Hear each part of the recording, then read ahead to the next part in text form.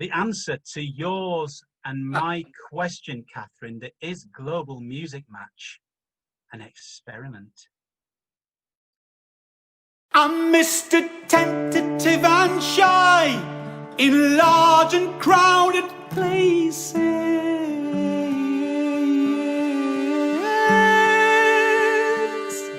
To Mr. I like it most in most wide and open spaces. Oh, say it like you mean it. Hey, Captain. Hello, Murray. How are you guys? Hey, Catherine. Great to see you. You too. I'm marvellous, in a state of suspended animation, because the heat is melting me, but I do not want to complain about the warm weather, but it sounds like I am. You kind of look like you're in the vortex. Yes, it feels like I'm in a vortex. I've got this lovely mandala behind me, which is far more impressive than my first webcam outing. So it can only get better from here, Catherine, I think. You're both in England right now. Where are you? I'm in what you would technically call it the north of England. I'm in between sort of Huddersfield and Manchester. So those of you who might know Manchester, it's about 25 miles from Manchester south, but it's known as the north. And very close to Halifax, which is not the Halifax, of course, in Canada, but the Halifax in West Yorkshire, where I grew up from 6 years old after eloping from Scotland.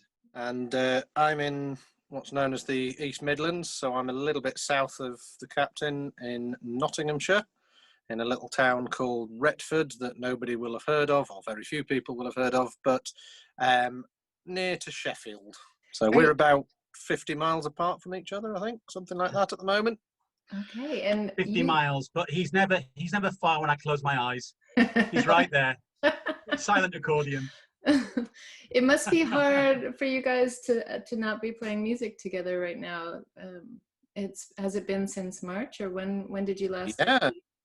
Well, my wife and I had a new child at the end of February, so I was off gigs for all of Feb because obviously not knowing the due date was going to be accurate. It was actually accurate by one day, which was pretty good going. He's a leap year baby, February 29th. So there you go. Yeah. But anyway, so I haven't actually done a gig this year. Wow. It's most bizarre. I can't remember. In all honesty, I must go back to probably about the age of 9 or something, where I haven't done some form of musical performance in a year. It's just incredible. So now I have a gig on Sunday. First one of the year. I mean, it's just insane, but there you go. Hey ho. It's going to be so good. I think I played once this year, February the 19th, if I recall, in Bracknell, south of England. But we haven't played together since December the 7th last year. Yeah. So I've done solo online shows because remote recording for live just doesn't work. Can't do it. So all solo shows, but this is we've kind of caught up with lots of things we were behind on by doing this, haven't we? Work, studio recording stuff that we can do, just not the live stuff. Yeah. Yes. Oh well, I am very happy to actually have a chance to sit down and talk with you both, because we've been seeing each other and on Zoom meetings for the Global Music Match for our team 6. But yeah, this is our first time to actually have a 1-on-2. Yeah. That doesn't sound very good. That's good. But, it's so interesting. The words that are used to describe your music, Captain, are like very as colorful as the music itself, and I love it. This idea of modern vaudeville, and people use words like wonderfully eccentric. To me, your music it's like an emotional roller coaster. It is the most like the way you use your voice and the way all the music comes together. It's like you take us from the depths of despair to the greatest joys. And I just wonder, how did you come to this point? How did the Captain begin? I think, as I'd explained to somebody else, because I'd had industry experience, and I'm the first to hold my hands up by saying I didn't quite fit the industry. whatever the industry fit is. I think there's many artists that don't fit the industry type, but I just really didn't fit it at all. And I felt straitjacketed. I've always been a songwriter, but I always wanted to mix up moods, and industry people wouldn't allow me that. They told me I was a serious songwriter at one point when I was with a label, a large label, and they told me not to make the audience smile. The audience had come to listen to my music, not to laugh. Did I want to be remembered as a comedian or as a singer? I said, why not a little bit of both? And for me, it's always been a curious thing for me as an artist and a musician that I sort of love so many different moods. I love songs that take you to the depth of reflection, the sense of profundity of human experience and sadness. But I remember forming the Captain thinking of all the bad sort of cul-de-sacs and dead ends I'd gone through, because even as a songwriter, I wasn't easy to market. But I had glandular fever and I was seriously unwell. And coming out of that, I decided if I ever got on stage again, I was going to finally do it the way I've always wanted to do it.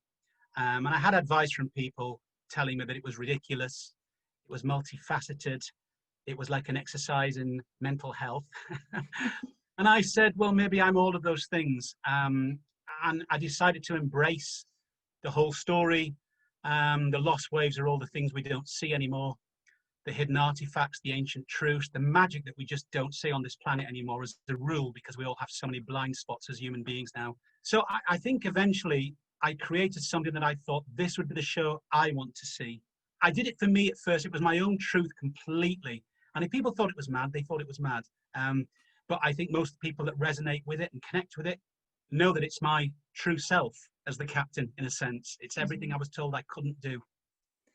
So how did the fever come into it? What was that experience? Well, I think because I was so unwell at that time, I was in bed for about 2 months, literally not really able to move. But I remember thinking, there were days I actually did think I would die. And my son was only 3 at the time. And I would just sweat so profusely, so badly. I was so weak. And of course, the pressure you feel, I mean, I lost my father I was only 1 when I lost my dad. So I don't recall that, but I remember what void you grow up with. So I remember thinking it was the pain of seeing Harry going through exactly what I'd gone through at a young age. I was trying so hard to protect him from that. And he would often say to me, are you going to die, Daddy? I said, no, darling, I don't think it's that sort of thing, hopefully. But there were days I would shake so bad prior to sleep. My whole body would convulse. And I actually thought there were times, have you ever had that feeling when you're frightened of closing your eyes because you think it could be the last time you experience life? Like my whole body just, and so I think I've always had a close relationship with death, funnily, from losing people at such a young age that I actually never thought I'd reach the age of 30. My father died at 29. So I never thought I'd reach an age beyond that. The fact that I did, and the fact that it felt like a bonus, I thought, if ever I'm going to do this again, I'm going to do it for the reasons I want to connect with my audience, whatever audience that may be. And I'm going to be myself. They wouldn't allow me to be myself. I was described as being musically schizophrenic.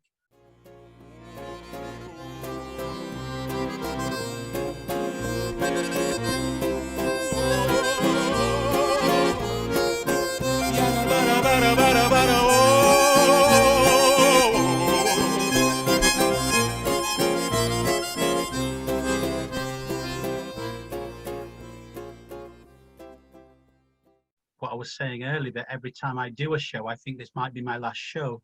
The way I live, it can be exhausting and liberating at the same time, but I think appreciate where you are. You may never have this again. So it lives in a state of, you're very present there, but I never had this ability to go, oh, in 6 months' time, there may not be 6 months. It might just be now. So I kind of go, let's enjoy now. So it's a strange, it's almost skewed, but it really brings out the color in everything and how you appreciate what you see, because you're never sure of when it's going to be your last show for all sorts of reasons. It doesn't have to be lockdown. It could be for any reason of what life brings us, Yeah. Is that why it's so hard to get you off stage? Possibly, yes, possibly. That is a good point. Somebody asked me about that, and I literally have this, if this is the last time, let's go off on a high, and Murray's right. Yeah. That's probably why it is difficult, because I live in, and as I say, it's exhausting. I wish I could be a little bit more, oh, well, in a year, really? Will yeah, I will be here in a year, won't I? I mean, I might not, but will I? Sean, we plan, Captain, we have to plan like it is a year. But yeah, so understood. Pros and cons. Yeah. But I think maybe that is the key to how much you give in your live shows. Like you give everything. Yeah.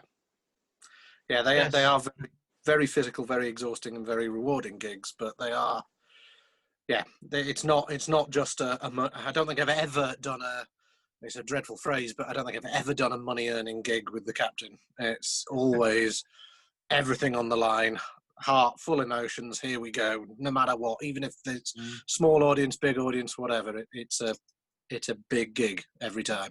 The way you use your voice, it really is like an instrument all of its own. It's not like you're not just singing. Do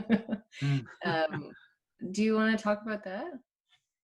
I think it was a night where I sort of thought of the body as a whole cavernous expression of music. Why did I just have to sing in certain notes? And I started to hear this kind of indigenous thing going on. I've always loved Tibetan throat singers, but this was the other way. It was this, I always had high falsetto, but suddenly I was wanting to use this tremolo. This sounds a bit cliched, but it's honestly true. What was the sound a shooting star might make? You know, it was this idea of, in my little head, I tried to imagine a star dissolving. I can use every expression, and believe me, the first time I ever used that falsetto on a previous incarnation called Quiet Rebellion, I remember 2 or 3 men at the front of this small venue in Leeds starting to laugh. And the guy was like, I said, it's okay, you can laugh. I just not heard anything quite so strange. I said, it's okay. He said, you sound like Kate Bush in a man's body. And she's quivering like a jelly. It was something like that. But people were quite nervous. Some people had this reaction of, what's going on? What is that? You know, hence with the Gathering song, I wrote a song saying about the line faint castrato, because it almost feels like a faint castrato. And so, yeah, that's been the evolution, using the voice. I always sing from my complete being, but use every aspect of every persona that feels like it's trying to say something inside of me. And it's beautiful when you can do that, and then you're alongside the accordion or a violin, or it's just beautiful. It's just, you can merge with the instruments, and I love that. I have no idea where it came from, but like all these wonderful things that you're just privy to, what is that? I don't know, but I like it. Let's try it, and then, of course, see the shock on people's faces. It's got much easier over the years. And you play a lot of different instruments, don't you? Yes. Well, I started off on guitar. So guitar was my instrument, learning the guitar, self-taught. And then with the Captain, it was a definitive decision. I was given a bouzouki, loaned it by a friend.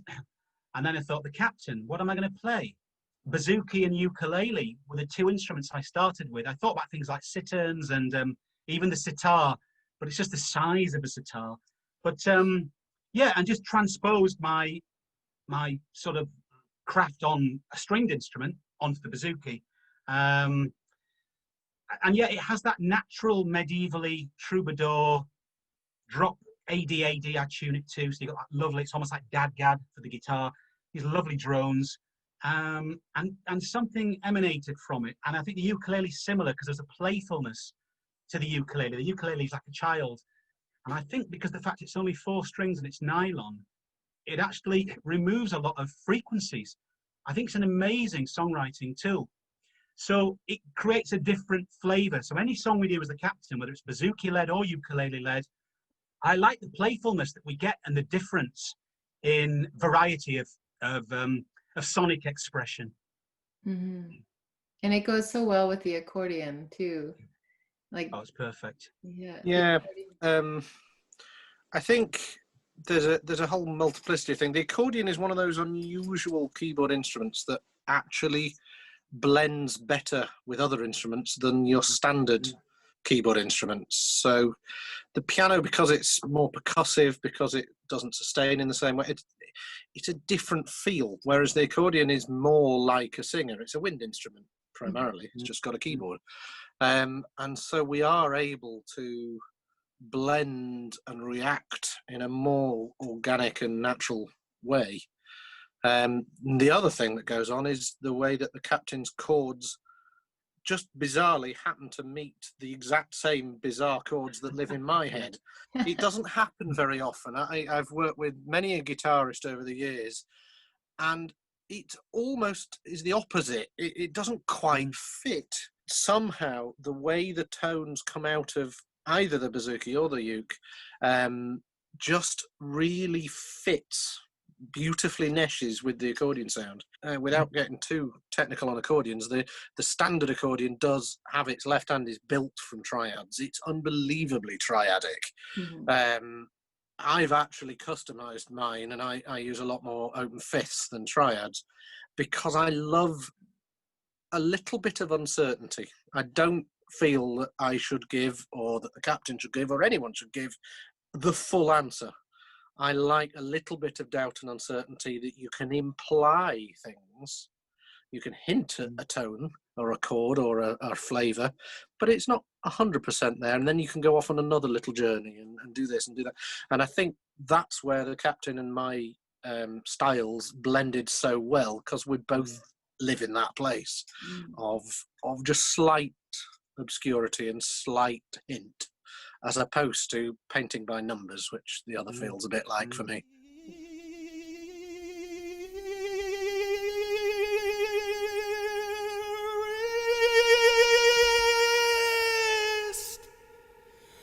Dr. Siegel, Ashwin, Schlepschkli, Porrelfontaine,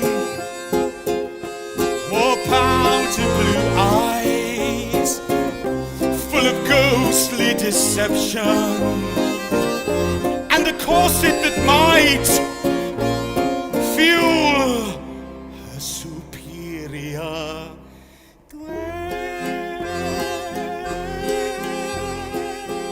I've often booked places which aren't not technically venues, but small disused churches. We've had garden parties, all sorts of things where people say, "Oh, why can't you get the captain a show at?" And they may do indie rock. And in fact, even though we are acoustic, technically, I think everything goes back to folk music. Really, the Delius was for me the show of connection. We're immersive in the audience. Muzwell was out. He was playing. He was bouncing off me. The joy, everyone's swaying.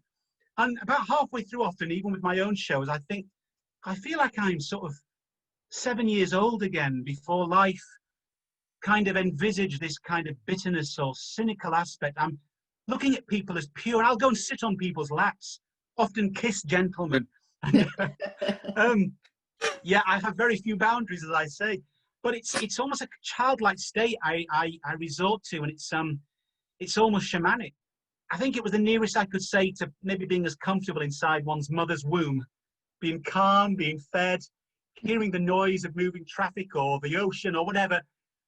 I'll just stay here, and that was lovely. That's beautiful. It's very, very heartwarming, and again very humbling for me to be amongst an audience like that. I don't know if Muzwell feels the same, Murray.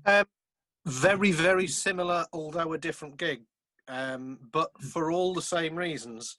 Of being when we do a gig and we know everyone in the audience and they know us, and it is like your huge extended family has turned up, and they're all asking. I mean, they know about us so much that they're coming up to me and asking about a child or something. It's real friends, and the captain will have to remind me of the name of the venue because I can't think of it. But it was it Cavern in Leeds, an old air raid shelter. The one in Bradford, Sunbridge Wells. Because Murray's made a great point. That I think somebody did film aspects of it. It was an old air raid shelter, and it was the air raid shelter they used in World War I in Bradford. Now, when you stand up in it, I was only an inch from the ceiling. That small. There was 120 bodies. Absolutely. And everyone was sort of perspiring. But there's a song of mine called "Don't Miss What's Right in Front of You." And there were moments that I literally thought I could have cried because I just stopped. and they were singing every word of the verse, and they sung the whole chorus.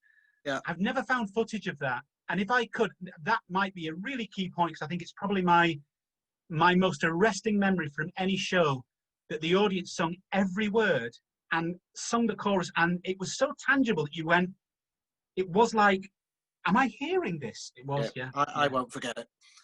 That's amazing. Dearest.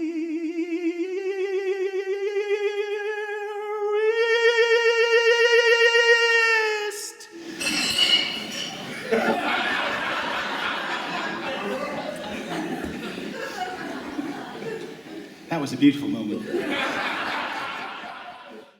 I don't need any more songs. I've got about 150 songs I'm trying to condense, and then I'm writing songs off the cuff daily, and it's like, right, Murray suggested we do this for, right, I'll just sing a song for, so you've got yours to come, of course, Catherine. And that's been lovely, and I'm really glad Murray made that call, because I felt so involved in the kind of journey of doing something for somebody else and trying to focus around what they're about in a little vignette, so to speak. But what you do, Captain, I mean, you do that in the middle of a gig. If we're just about to perform such and such a song, and you happen to know that someone in the audience has just, it could be anything. It could be they've just got a dog, or they've just come back from a holiday in Botswana. It could be whatever. You will, without warning, suddenly sing a song about it.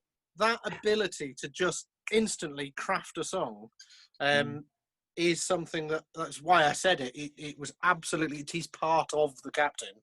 And so therefore it was utterly logical that I would make you work every week. It's great. Absolutely. And it's great. And you know, there is a song, Catherine, that I will post, and Murray will remember this, from last November. We played a show at the Blue Rooms in Lincoln in England, and everything was fine, sound check. And then as usual, I won't get into this now, it's another day, but I've had many spiritual experiences all my life. Strange things happen with my electrical equipment, and I have a little wireless microphone. The amount of times I've had issues with that wireless microphone led the company to tell me that maybe I was possessed. Okay. Now, when Murray's seen this, when an audience has seen this, they must think, oh, it's happening again. We do a sound check, everything's perfect. We turn up, we get on the stage, Captain the Lost Wave, the audience cheers. I have no monitor at all. And so we're trying, I'm getting nothing, I'm getting nothing, I'm getting nothing, I'm getting nothing. And I won't tell you what it's about. I'll send you, I'll put up the clip at some point, but I've just found the footage again, the monitor song. And I sing this song to the monitor about why you're not working for my set once again. So that was a lovely moment. And Murray was going, oh, monitor, monitor, monitor. Oh, monitor, please turn on. And he goes, da, da, da, da, da, da, da, da, da, da, da, da. It's great to watch. And there's some references where I'm just coming up with it, and the audience are realizing, and yes, it was a lovely moment. It's a great, really spontaneous moment. Did the song work? Did the monitors come on? After about 3/4 through, the monitor started. So I had to kind of make peace with the electrical world, that the gods imply that I should do something like that. Maybe that was my shamanic rain dance. There's a sense of reverence to say, please, please, please turn on. I've been punished enough. Come on, I'm punished enough. Please just give me a break. Oh, I love it. Do you have a show coming up this Thursday, Captain? I do, yes. Yeah. I have a solo show online because, again, as we say, Murray and I can't play together. But what Murray and I are going to do in a few weeks is we're going to premiere some brand new songs, recorded together, remote recording. So it's nearly live. The live show I do this Thursday is on Facebook Live, and it's at 7:30 p.m. British summertime. I feel very grateful for this whole experience with the Global Music Match, and grateful to meet both of you and Lucy too. Oh, bless you. So thanks for doing this with me right now. I really appreciate it. Thank you. Awesome. Thanks, Murray. My pleasure. We'll give the accordion. This is the new accordion salute. Catherine can do this as well. Right. She plays the accordion. Which hand? Bellows, buttons. Oh God. we can do this one as well. Yes, Yeah. we do. We do need to organise our trio, of course, Catherine. Don't forget that. Let's form a Kraftwerk tribute. We are the robots.